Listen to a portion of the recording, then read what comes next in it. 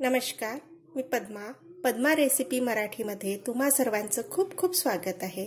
आज आपण भाजीचा एक प्रकार बघणार आहोत आणि तो म्हणजे गवार शेंगाची भाजी। आणि ती साधी सोपी पद्धतीने कशी करता येईल आणि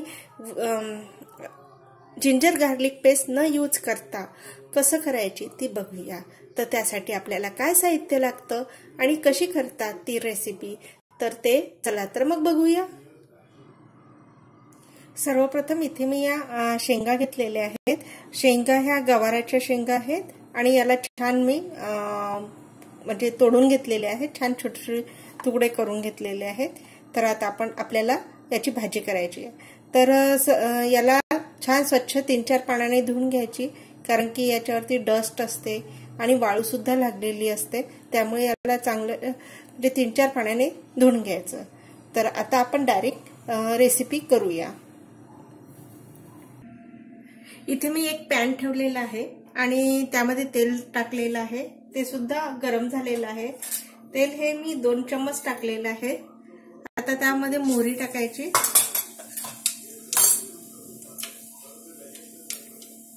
त्यानंतर कांदा टाकायचा,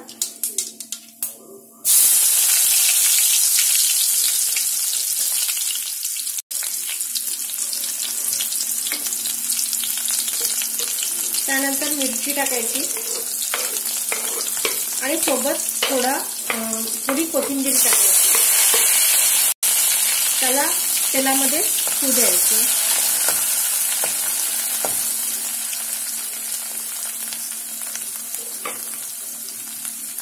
आणि आता टोमॅटो टाकून घेऊया आपण।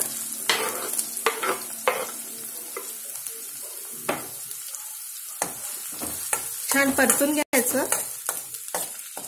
यामध्ये आता आपण थोडं मीठ टाकायचं, कारण की त्याच्यामुळे टोमॅटो हा लवकर स्मूथ होतो, शिजतो त्यासाठी।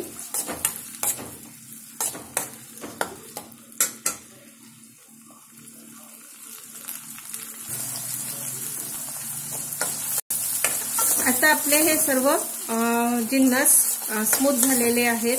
आता आपण यामध्ये मसाले टाकूया। मसाले टाकताना कधी पण गॅसची फ्लेम ही स्लो ठेवायची। आता आपण त्यामध्ये तिखट टाकणार आहोत। तिखट हे आपल्या आवडीनुसार घ्यायचं आहे, कमी जास्त करू शकता। इथे मी 1.5 चम्मच तिखट टाकलेलं आहे। हळद टाकली आणि अर्धा चम्मच मसाला टाकला आणि चवीनुसार मीठ। अगोदर आपण मीठ टाकलेलं होतं, त्याच्यामुळे आपण अगदी थोडं टाकणार, चवीनुसार मीठ टाकणार। आणि आता आपण हे मिक्स करून घेणार आहोत। आपण ही भाजी बिना लसण आणि अद्रक पेस्ट न यूज करता करणार आहोत, कारण की कोणाला लसण अद्रक कोणी लोक लसण अद्रक वापरत नाही, त्याकरिता। आता हे मिक्स करून झालेलं आहे। आता आपण या शेंगा यामध्ये टाकून घ्यायचं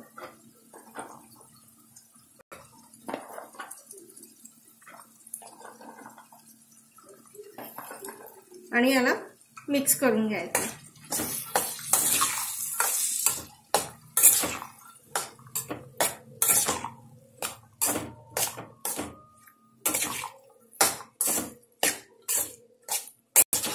आता आपण याच्यावरती एक लीड झाकून ठेवायची आणि 10 मिनिटांनी चेक करूया।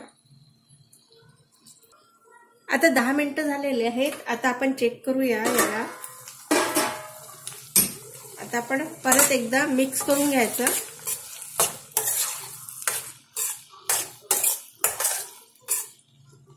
आणि परत कव्हरिंग करून ठेवायचं आणि नंतर परत 10 मिनिटांनी चेक करायचं।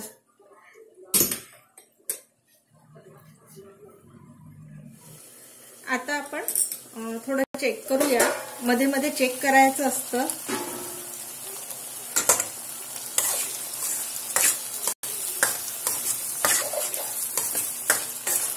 आता आपण यामध्ये थोडं अगदी पाणी टाकायचं, कारण की त्या शेंगा कुक होण्याकरता।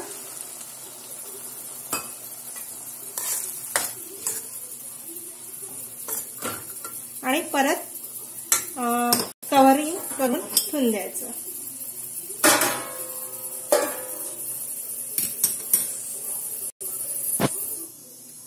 आता आपण चेक करूया.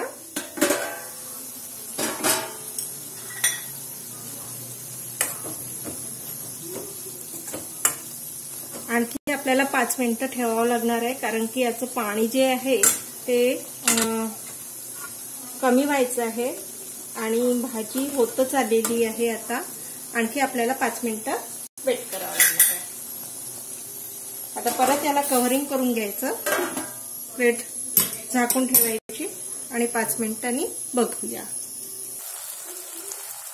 आता आपण चेक करूया. आपली ही भाजी रेडी झाली आहे.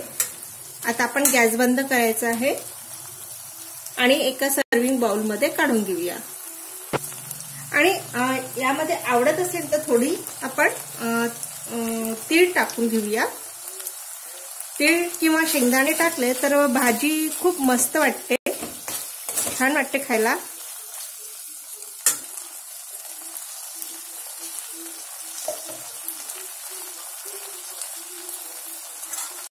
आणि आता आपण एका प्लेटमध्ये काढून घेऊया.